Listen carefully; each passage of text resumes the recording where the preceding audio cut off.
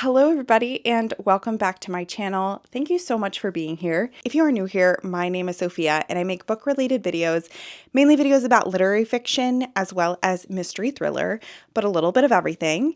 And today I am back with my spring statistics. Every season or quarter of the year, I do a wrap up of the past season. All of my statistics for the season, how I felt about it overall, and it's always a good time for me to look back and kind of take stock of how things are going, if I want to change anything up, how I'm doing towards my reading goals.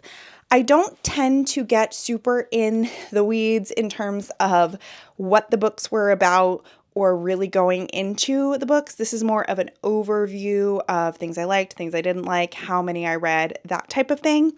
If you're interested in more of the nitty-gritty details, I will try to link you over to those videos as we go along so you can learn more of my detailed thoughts about each of these books. But without further ado, let's go ahead and get started.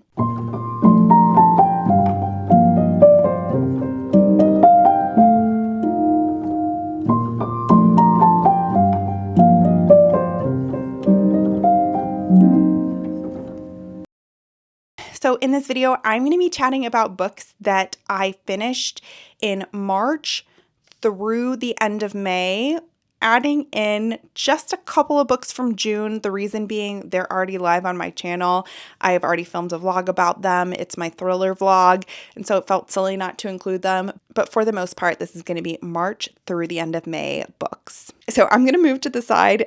Sorry if it bothers you that I'm not centered, but I'm going to be putting up a lot of graphics next to me, so I will be a little off center for the rest of this video. So starting off with the number of books that I read in spring, I read 34 books in this season, which is absolutely bonkers. Just to put that in perspective, my overall reading goal for the entire year was 50 books, which I've already hit for the year, which is very exciting, but this is more than I've ever read in any reading season. And so in terms of numbers, I was extremely thrilled with what I was able to get to in the spring months.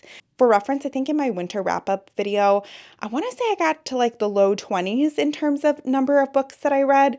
So certainly more, and I was just really thrilled about that number. Next up, genres. So this was not a huge surprise to me, and I think part of the reason why I was able to read so much is because of the genres that I emphasized. They're genres like popcorn reads for me, reads that I get through quickly and that I really enjoy reading. So not totally surprising how this panned out. But I read 12 thriller books. That was my most. Not surprising at all. I read 6 romance books, including one very fun reading vlog where I did just hyped romances. I'll link it on the screen for you guys. I read 5 what I would call literary fiction. I always find it hard to differentiate literary and general fiction. They're kind of similar to me, but I would consider these ones literary. I read 2 memoirs. I read 3 general fiction.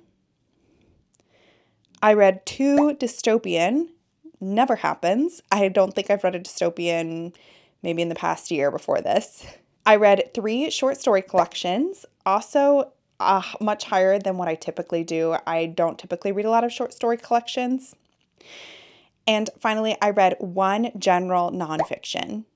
Looking at the 34 books that I read, I overall read 10 on audio and 24 physically, which is a pretty good balance for me. I've definitely done a little bit more audio than I typically do. I'm much more of a physical reader, but I've really enjoyed, especially romance, and some of the mystery thriller books have really been great on audio.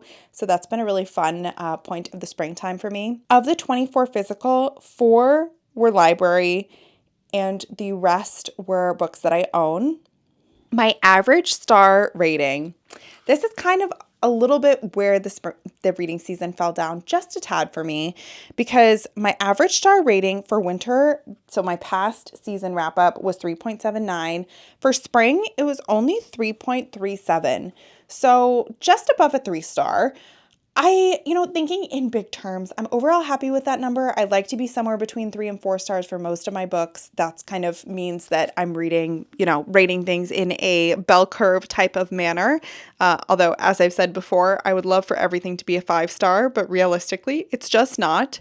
So I think 3.37, I'd love it to be a little bit higher, but I'm not mad about it. In terms of my star ratings, I had one 1.5-star book.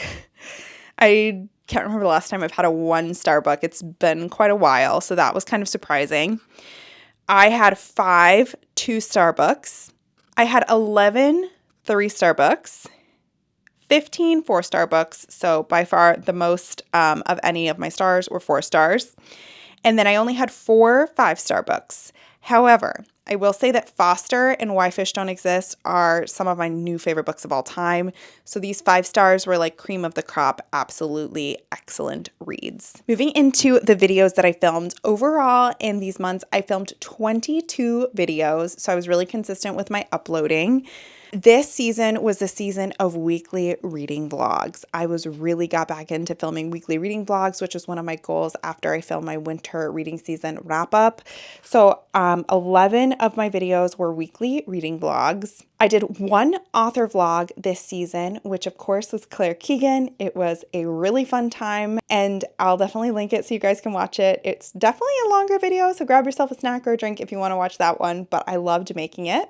I did 2 dedicated book reviews, one for my Agatha Christie project where I read all of the Miss Marple books. So I read Body in the Library and did a review of that one. And then I did one other dedicated review, which was of Broken Country. I would really like to increase this. I had a lot more reviews in the winter season, and I think I switched a lot of those out for reading vlogs. I don't know, it's tough because reviews are hard to make. They're not run-of-the-mill, just like sitting down and ranting. I have to script them a bit more, and they're not the most watched videos, but I do like having them on my channel because I like going back to them, or people can easily find my channel through reviews. So I'd like to eke that number up just a little bit. I had 3 monthly wrap-ups, so did a wrap-up for every month, which I was thrilled about. 1 enormous book haul. 1 anticipated releases video. I did my winter reading statistics. I did filming my entire TBR video, which was interesting to say the least. And finally, I did my first ever garden video, which was my spring garden tour, where I bring you guys around all of my vegetables and show you how everything's doing. In terms of the number of books I bought, again, not thrilled. I follow one of my favorite booktubers is Victoria from What Victoria Read, and she does a balancing the books with her vlogs where she talks about how many books came in, how many books went out, and maybe I need to start doing something like that because it's just more in at the moment. So I bought about 28-ish books. That's not a perfect number, but it's right around there. And finally, my least favorite book of the spring season was The Unwedding. This is a mystery thriller book that really I thought would work for me. It's about a woman who goes to a resort and there is a murder there, and it's kind of like a closed door murder mystery. I just did not connect with it. I found the writing odd, the tone odd, and it was just not my favorite thing. But my favorite books, as I mentioned earlier, were Why Fish Don't Exist, as well as Foster and Small Things Like These by Claire Keegan. Some of my absolute favorite books of all time, and will certainly be in my favorite books of the year video. So overall, I was really happy with the quality of some of the books that I read this season. So that was my spring reading season. Again, overall happy with the direction of both my channel and my reading during this season. I'm really happy to be doing more vlogs. I feel like that's when I'm most comfortable in front of the camera and most myself. And it seems like you guys enjoy watching those as well. It is also fun. Like, I've always been somebody that keeps a diary and likes kind of looking back on things, and I feel like it's really fun to be able to look back and see how my reading taste has evolved over time, and I feel like vlogs is a really great way to do that. So I do definitely want to keep that up, and that has certainly been a highlight of spring. If you made it to the end of the video, leave me a flower emoji of your choosing. And with that, I will see you guys very soon with another video. Bye.